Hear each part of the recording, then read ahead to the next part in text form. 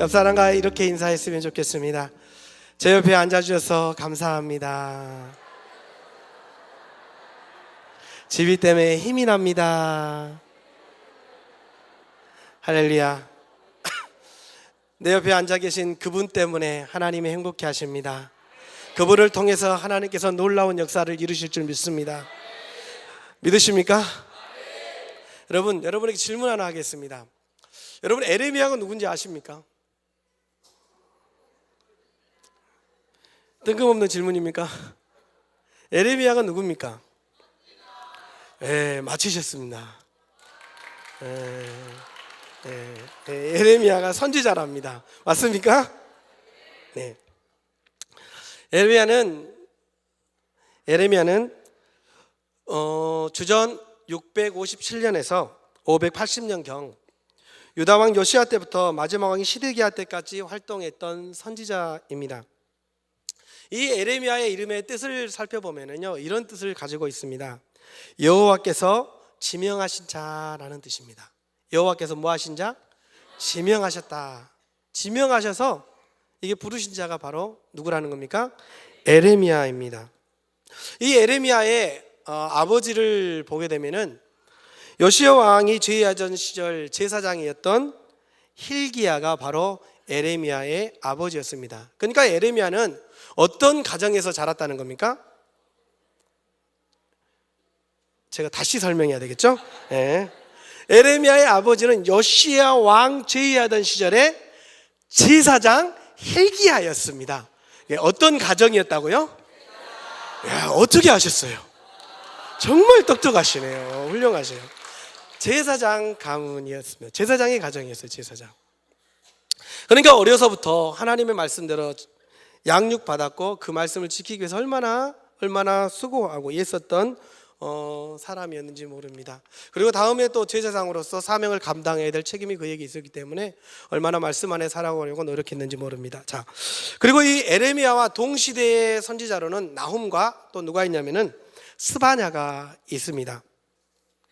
우리가 에레미야를 이야기할 때 빼놓지 않고 이야기하는 단어가 있습니다. 그 단어는 뭐냐면은 하는 이야기가 뭐냐면은 바로 눈물의 선지자라는 겁니다. 에레미야를 가리켜서 우리는 눈물의 선지자라고 이야기를 하고, 왜 눈물의 선지자라고 이야기를 하냐면은 이 에레미야는 그의 국가의 부패와 몰락을 보면서 눈물로 그 나라를 위해서 메시지를 전했던 선지자였기 때문입니다.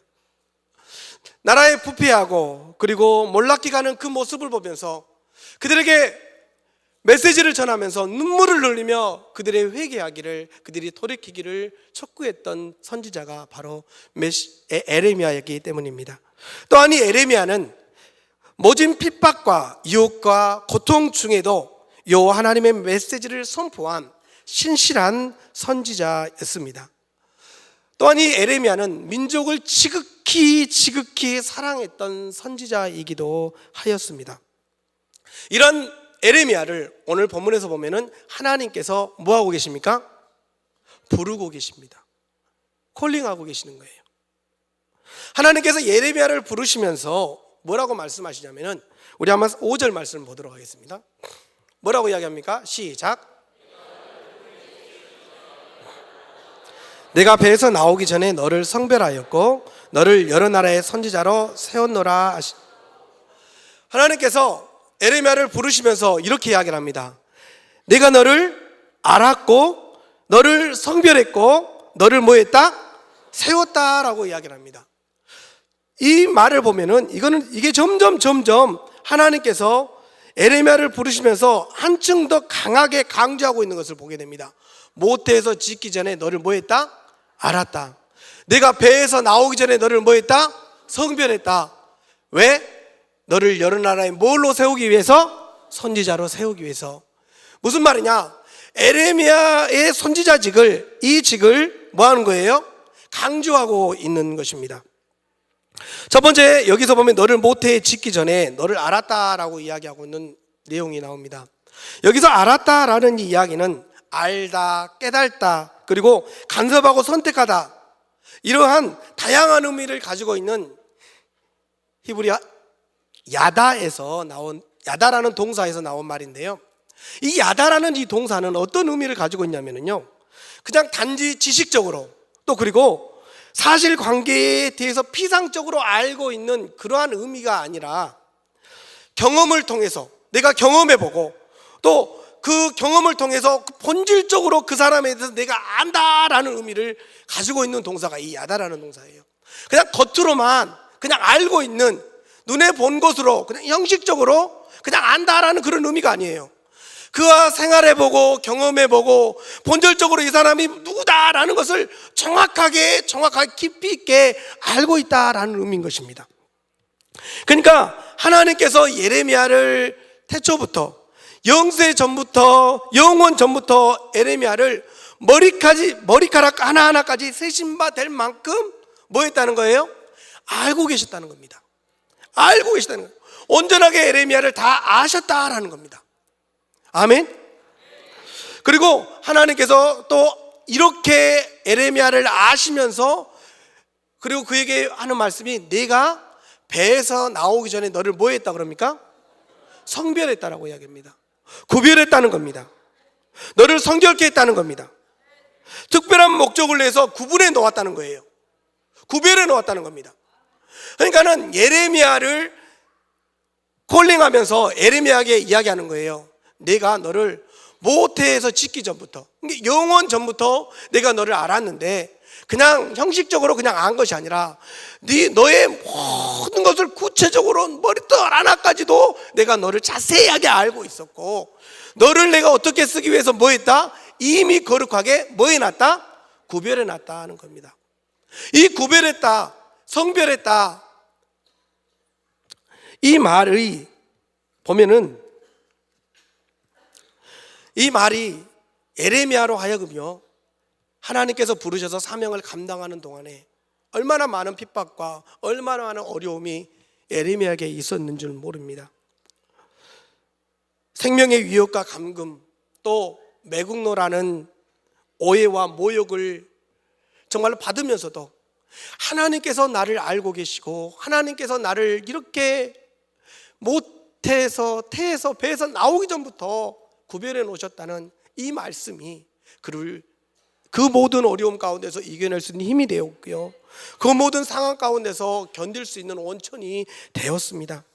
사랑하는 성도 여러분, 하나님께서 에레미야를 부르시고 그를 알고 계셨다고 말씀하신 그 하나님께서, 그를 구별해 놓으셨다고 말씀하신 하나님께서 오늘 이 시간에 우리에게도 동일하게 말씀하시는 겁니다.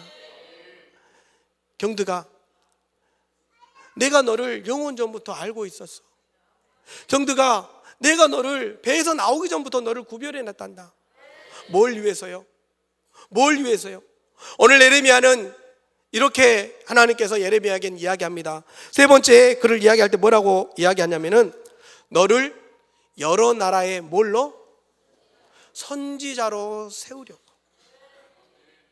내가 너를 여러 나라의 선지자로 뭐하기 위해서? 세우기 위해서 너를 뭐 했다?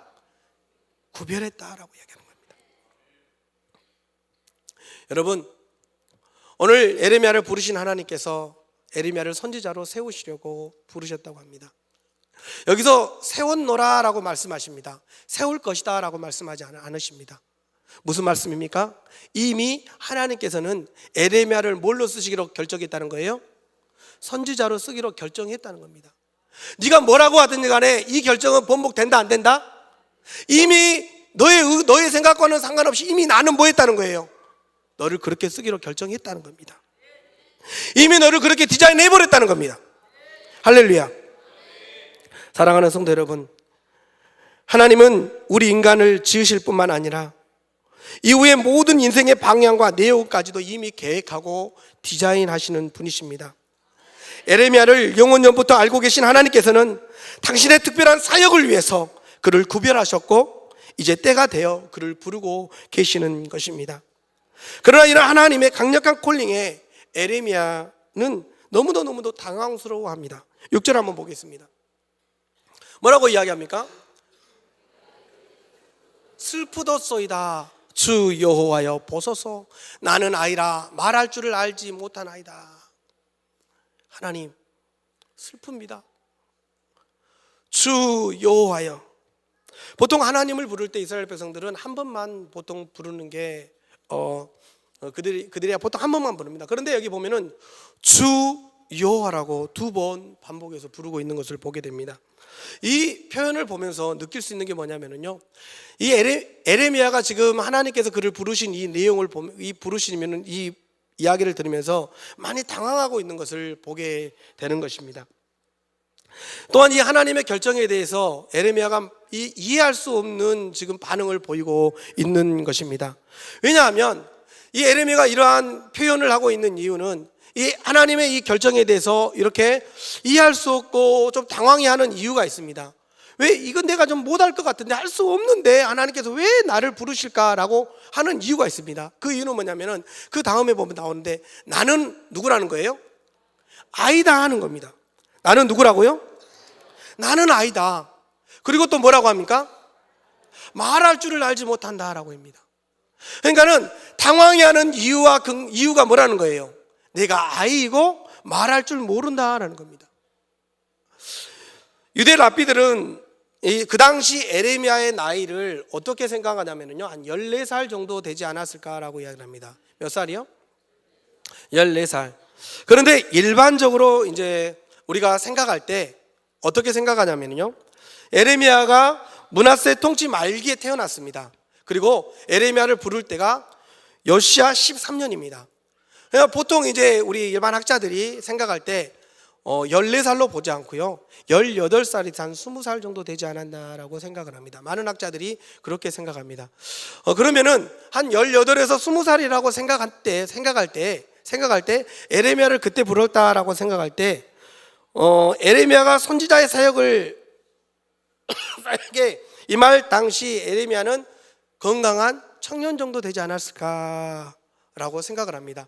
자, 이때 에레미야가 자신이 열방을 향해서 이 예언자적 선지자적 직무를 감당하기에 부족하다라고 말하는 것은 할 수 없기 때문에, 너무도 어려서 내가 할 수 없기 때문에 그랬다라고 생각할 수도 있지만은, 이것은 어떤 표현이냐 하면 겸손하게 자신을 낮추고 있는 표현이라고 생각할 수도 있습니다.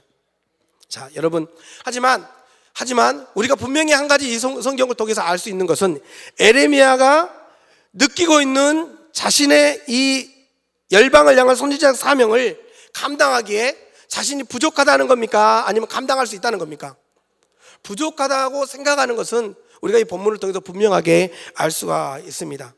여러분, 그렇다면은 하나님께서 만약에 여러분들을 부르신다면 여러분들은 어떻게 반응하실 것 같습니까? 에레미야 오늘 반응을 볼 때 에레미야는 뭐라고 이야기합니까? 내가 아이입니다, 말할 줄 모릅니다 라면서 하겠다는 거예요? 못 하겠다는 거예요? 못할 것 같습니다 라고 이야기를 합니다. 저는 이 에레미야의 이 모습을 보면서요, 이런 생각을 하게 됐습니다. 이런 생각을 했습니다. 에레미야의 이 모습이 나의 모습이다라는 생각을 했어요. 하나님, 저는 아직 어리고요, 말을 할 줄도 잘 모릅니다. 이 에레미야의 이 이야기가 꼭 제 이야기 같더라고요. 꼭 제 얘기 같았어요. 여러분은 어떠세요? 여러분들은 하나님이 부르실 때 저는 이제 어른이 됐습니다, 충분히 감당할 수 있습니다, 이렇게 말할 자신이 있으신가요? 하나님, 저는 어디에 내놔도 누구에게든지 자신 있게 주님을 전할 수 있는, 말을 아주 유창하게 할 수 있는 그러한 준비가 됐습니다 라고 말할 수 있는 그러한 자신이 있으신가요?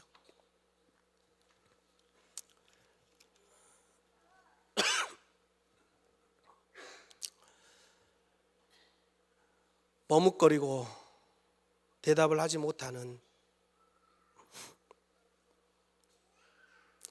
나인 것 같더라고요. 사실 하나님께서 우리를 부르시고 우리를 사용하겠다고 하실 때 우리는 여러 가지 이유를 들어서 하나님께 이야기를 합니다. 뭐라고 이야기합니까? 하나님, 저는 아직 해야 할 일이 좀 많이 남아 있어가지고 이 일 마치고 하나님 저 맡기신 거 할게요. 또 어떤 사람은 또 그렇지요. 하나님 저는 신앙생활 한 지 얼마 안 돼가지고 좀 배우고 나서 일하겠습니다. 또 어떤 분은 그럽니다. 하나님 저는 몸이 약해가지고 좀 건강해지면 하겠습니다. 젊은 사람들은 요즘 이런 이야기를 합니다. 하나님 우리 애가 너무 어려서 애 좀 키우고 뭐 하겠다? 일하겠습니다. 우리는 많은 이유를 들어서 하나님께 이야기를 합니다. 그런데 이 모든 이야기들에 공통된 게 한 가지가 있습니다. 뭡니까? 뭡니까? 공통된 게 있어요. 뭐예요? 공통된 이야기가 있습니다. 못 하겠다는 겁니다. 못 하겠다는 거예요. 여러 가지 이유를 대지만 결론은 그거예요. 못 하겠습니다. 아직 저는 할 수가 없습니다라는 겁니다. 그런데 여러분, 과연 이 여러 가지 이유를 대는데 그 이유 때문에 못 하는 걸까요? 에레미야가 오늘 내가 아이입니다. 나는 말할 줄을 모릅니다. 라는 것이 진정한 에레미야가 감당하지 못하겠다는 이유였을까요? 제가 행복 아카데미를 계속 하면서 한 번은 이런 숙제를 내준 적이 있습니다. 매일 5명에게 전도해 오세요. 몇 명씩? 5명 전도해 하세요 그랬어요. 여러분 전도라고 그래갖고 겁나게 긴장하시는데 전도가 뭡니까? 예수님을 전하는 거예요. 데리고 오라는 거예요? 전하라는 거예요? 데리고 오라는 게 아니었어요. 예수님을 전하세요 그런 거예요. 말로 못하겠으면 그랬어요. 제가 그때 뭐라고 이야기했냐면 가서 말을 못하겠으면 우리 교회는 전도할 수 있는 도구가 너무 많다. 전도지도 있고 물티슈도 있고 또 주보도 있고 많다. 매거진도 있다. 제가 그랬어요. 전도 못하겠으면 말을 못하겠으면 집 앞에 가게 가서 물건 살 때 전도지 들고 가가지고 물건 사고 조용히 옆에다 내려놓고 와도 된다. 뭐라고요? 조용히 옆에 내려놓고 와도 된다. 왜? 치다가 한 번이라도 보지 않겠냐. 응? 그렇게 몇 번? 몇 명? 5명이라고 숙제를 내준 적이 있어요. 어떤 분이 이제 그 숙제를 받고 이제 결단을 내렸어요. 한 번도 전도를 안 해보셨대요. 그분이 결단을 내리셨어요. 내가 이번에 숙제를 해야 되겠다라고 생각을 하고 공원회를 갔습니다. 어딜 갔어요? 공원회를 나갔어요. 공원회. 뭐하러? 전도하러 나갔어요.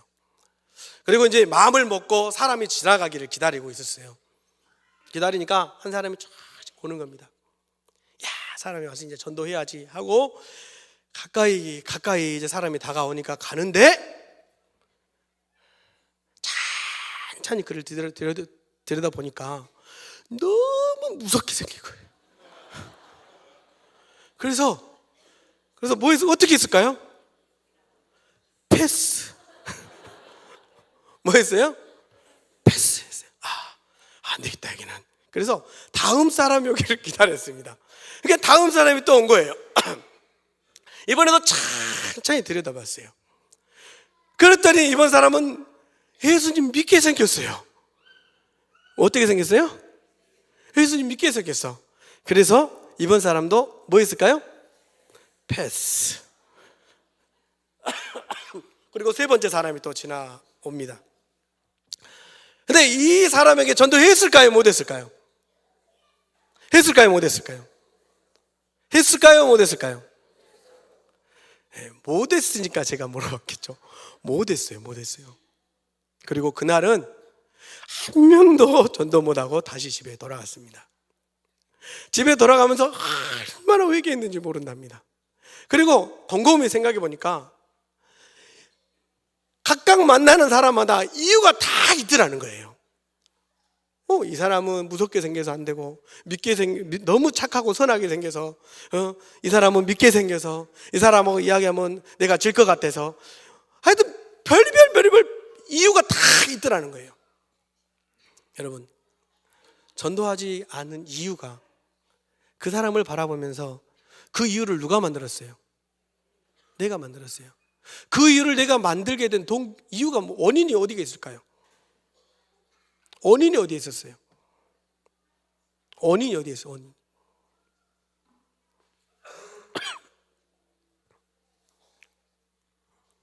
원인이 다른 데 있는 게 아니었습니다. 두려움이었어요. 두려움이었어요. 다음 날 또 나갔습니다. 감사했어요. 그 이야기 들었을 때. 거기서 포기할 줄 알았거든요. 다음 날 또 나갔어요. 그리고 사람이 지나가기를 기다렸습니다. 오늘은 전도했을까요? 못했을까요? 네? 했어요? 못했어요. 했으면 잘했겠어요. 그날도 못했어요. 못했어요. 한 명도 못했습니다. 한 명도 그날도 못했어요. 집에 가면서 또 회개하고, 하나님 왜 저는 이거밖에 안 될까요? 하면서 회개하고 또 집에 들어갔습니다. 그리고 포기하지 않고 다음 날 또 나왔습니다. 또 나왔어요. 그리고 이번에는요, 작전을 바꿨습니다. 지금까지는 어른들을 향해서 전하려고 이렇게 했는데 이번엔 작전을 바꿨어요. 누구에게 했을까요? 아이들에게 했어요. 아이들은 맨마대. 그러니까 아이들에게 이 공원에 나와 있는 아이들에게, 아이들이 큰 아이들일까요? 작은 아이들일까요? 작아. 그러니까는 아이들에게 전도를 하기 위해서 가세요. 친구야 안녕 하면서 이제 이야기하는 거예요. 그러면서 하다 보니까는 한 명씩 두 명씩 하게 되는 거예요. 그리고 자신이 붙었어요. 용기가 생겼어요. 그러다가 아이의 엄마에게도 하게 됐어요. 아멘 해야죠. 이때는 아이 엄마에게도 하게 되는 거예요. 그리고 나서 장년들에게 전도하게 됐어요. 아이를 통해서 전도하면서 그 안에 있는 무엇이 사라진 거예요? 두려움이 사라졌어요. 하나님께서 에레미야의 이야기를 들으시고 에레미야에게 말씀하시는 겁니다. 7절에 뭐라고 이야기하십니까? 여호와께서 내게 이르시되 너는 아이라 말하지 말고 내가 너를 누구에게 보내든지 너는 가며 내가 내게 무엇을 명령하든지 너는 뭐해라? 말해라. 하나님께서는 에레미야가 아이라고 말하는 진정한 이유를 알고 계셨습니다. 그래서 에레미야에게 단호하게 명령하시는 겁니다. 너는 아이라고 말하지 말고 내가 너를 누구에게 보내든지 너는 가고 내가 내게 무엇을 명령하든지 너는 말해라. 하나님께서 세우는 일꾼은요, 인간이 생각하는 조건에 의해서 세워지는 것이 아닙니다. 하나님의 일은 인간의 능력이나 힘으로 되는 것이 아니라 오직 하나님의 신과 능력으로만 되는 것입니다. 그러면서 8절에서 에레미야에게 이렇게 이야기를 합니다. 너는 그들 때문에 뭐하지 말아라? 두려워하지 말아라. 정확하게 에레미야의 상태를 보시고 그에게 말씀하는 겁니다. 너는 그들을 뭐하지 말아라? 두려워하지 말아라. 두려워하지 말아라. 내가 너와 함께하며 너를 뭐하리라? 구원하리라. 할렐루야. 그들이 누구입니까? 앞으로 에레미야가 사명을 감당할 때 전해야 될, 말씀을 전해야 될 대상들을 가리키고 있습니다. 그러니까 하나님께서 그러시는 거예요. 에레미야야, 너 앞으로 네가 가서 만나야 될, 애원해야 될 그들 때문에 두려워하지 말라는 겁니다. 내가 너와 함께 할 것이고 내가 너를 구원해 줄 것이니 뭐하지 말아라? 두려워하지 말아라. 쫄지 말라는 겁니다. 걱정하지 말라는 겁니다. 겁먹지 말라는 겁니다. 그러시면서 9절에 하나님께서 에레미야에게 그러십니다. 여호와께서 그의 손을 내밀어 내 입에 대시며 여호와께서 내게 이르시되 보라 내가 내 말을 내 입에 두었노라. 에레미야가 걱정하고 있는 게 두 가지였어요. 첫째는 뭐였어요? 내가 아이다 하는 거야. 아이다. 나는 연약합니다. 그래서 할 수가 없습니다. 그리고 또 하나가 뭐였어요? 저는 말할 줄 모릅니다. 근데 하나님께서 9절에서 이야기를 하십니다. 뭐라고 이야기하십니까? 그 손을 내밀어 내 입에 대십니다. 에레미야 입에 대시면서 그에게 보라 내가 내 말을 어디에? 너의 입에 두었다. 네가 말할 것을 내 입에 두었다라고 말씀하십니다. 에레미야가 걱정하고 있고 염려하는 것들을 하나님께서 다 이야기해 주십니다. 그의 걱정을 다 풀어주십니다. 그분이 바로 누구십니까? 우리 하나님이십니다. 제가 92년도에 고등학교를 졸업하고 신학교를 바로 갔습니다. 그때 제 나이가 19살이었습니다. 19살, 7살에 학교를 갔습니다. 그래서 좀 빨리 1년 빨리 졸업을 했는데, 그때 바로 모교에서 교육전도사로 사역을 시작했습니다. 19살의 나이에 교육전도사로 사역을 시작해서 군대에 3년을 제외하고 계속해서 사역을 감당했습니다. 근데 지금 생각해 보면 제가 어떻게 그 사역을 감당했나 참 깜짝깜짝 놀랍니다. 지금 제 나이가 43인데요. 햇수로 몇 년 됐습니까? 부교육자 생활만 제가 살아온 것보다 더 많이 했습니다. 반보다 더 했습니다. 지금까지 나를 인도해 주신 그 하나님께서요, 인도해 주신 하나님께서 그 어린 나에게 성도님들 앞에서 말씀을 전할 수 있도록 저의 입술에 말씀을 주셨더라고요. 그 어린 나에게 전할 수 있도록 하나님께서 모든 상황들을 열어주셨더라고요. 오늘 저는 이 말씀을 보면서요, 나에게 하나님께서 그렇게 해주신 그 하나님의 은혜가 좀 보였습니다. 그리고 그 은혜에 너무도 감사했습니다. 사랑하는 성도 여러분, 그러면서 제가 느끼고 또 고백할 수 있는 한 가지가 있는데, 그게 뭐냐면은 하나님께서 나를 그렇게 부르시고 또 그렇게 어린 나이에 나를 사용해 주시면서 지금까지 인도해 주신 하나님께서 나를 통해 무엇을 내가 이 땅에 사기를 원하시는가라는 거였습니다. 오늘 이 말씀을 제가 준비하면서 제가 한번 생각해 봤어요. 하나님께서 나를 이 땅에 보내주시고 이 땅에 살게 하신 이유가 무엇일까? 지금까지는 그냥 하나님께서 맡겨주셨다는 생각으로 그냥 사명을 감당했는데, 사명이라고 생각하면서 감당했는데, 구체적으로 이것이 내가 이 땅에서 살아가면서 감당해야 될 일이라는 것을 그렇게 구체적으로 생각해 보지 않았더라고요. 그죠? 하루하루 내가 어렸을 때부터 해왔던 거기 때문에 그저 하고 있는 나의 모습을 보게 되었습니다. 그리고 오늘 다시 한번 깨닫게 됐습니다. 오늘 다시 한번 결단하게 되었습니다. 이 사명이 내가 이 땅을 살아가는 동안에, 이 사명이 내가 이 땅을 살아가는 동안에 내가 감당해야 되고 내가 해야 될 일이라는 것이었습니다. 여러분, 사도 바울이 사도행전 20장 24절에 이렇게 이야기를 합니다. 내가 달려갈 길과 주 예수께 받은 사명, 곧 하나님의 은혜의 복음을 증언하는 일을 마치려면 나의 생명조차 조금도 귀한 것으로 여기지 않는다고 이야기를 합니다. 그는 주님께 받은 사명, 하나님의 복음을 전하는 일을 해왔고 이 사명을 위해서라면 내 생명도 조금도 귀한 것으로 여기지 않는다라고 이야기를 합니다. 내가 이 땅을 살아가는 이유가 다른 것이 아니라 바로 사명 때문이다라고 이야기하는 것입니다.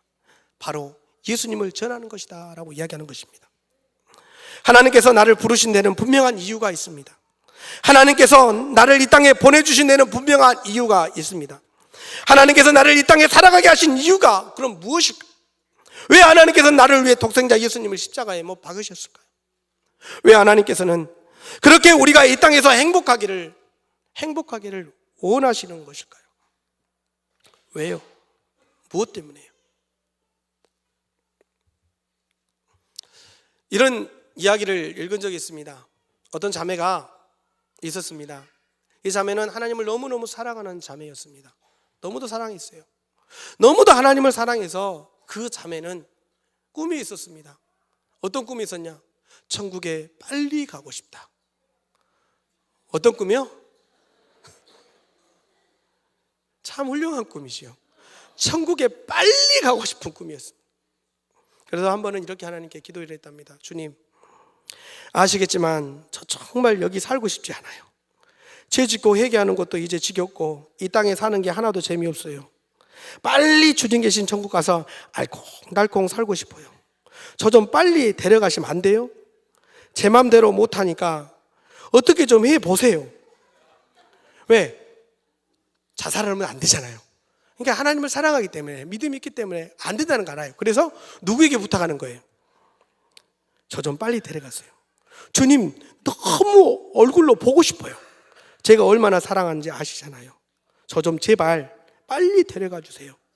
주님 곁에 가고 싶어서 뭘 해도 하나도 즐겁지 않아요.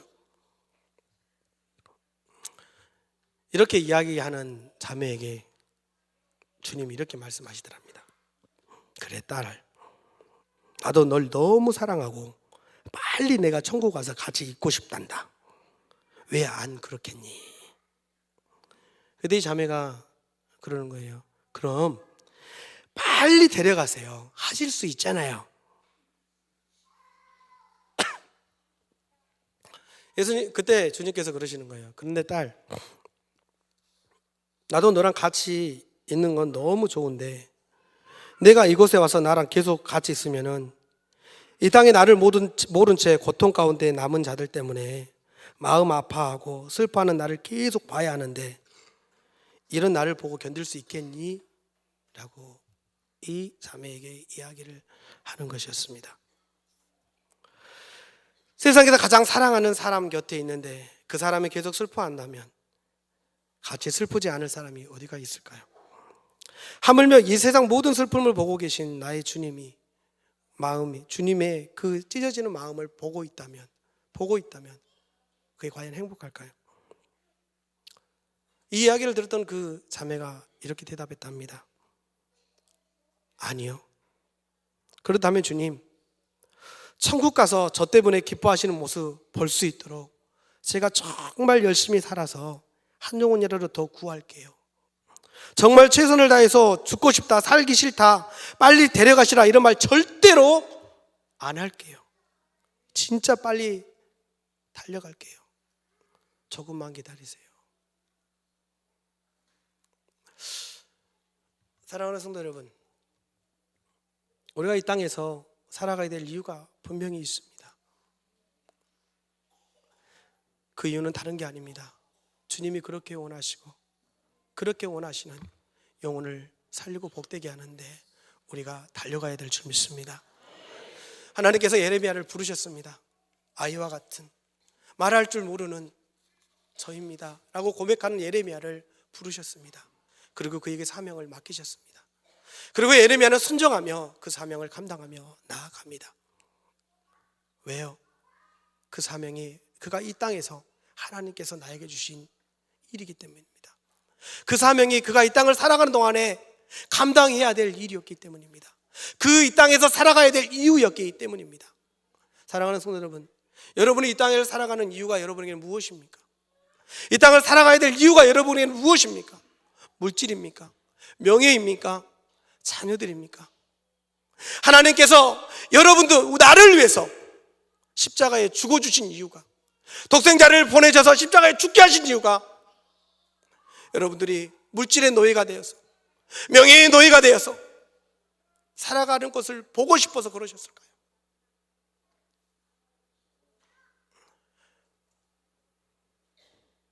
하나님이 기뻐하시는, 천국에 갔을 때 하나님께서 네가 이 땅에서 나를 위해서, 한 영혼을 위해서 수고하는 네 모습을 보며 내가 너무도 행복했다. 나는 그 하나님의 그 사랑, 그 기쁨을 맛볼 수 있는 저와 여러분 되기를 소망합니다. 이 땅을 살아가는 이유 분명히 있습니다. 내가 이 땅을 살아가야 되는 이유 분명합니다. 그것은 영혼을 복되게 세우는 일입니다. 여러분, 올 한 달은 우리 사랑의 교회가 행복한 우리들이 그 행복을 나누는 한 달입니다. 영혼을 살리고 복되게 하기 위해서 전도하는 한 달입니다. 나가기를 원합니다. 함께 동참하기를 원합니다. 그리고 하나님이 기뻐하시는 그 사명 감당해서 하나님의 나라에 갔을 때 정말 하나님께서 우리를 보면서, 나를 보면서 네가 나를 위해 그렇게 이 땅에 살아가면서 사명 잘 감당해서 내가 너무도 행복했다라는 그 칭찬을 들을 수 있는 저와 여러분 되기를 주님 이름으로 축복합니다.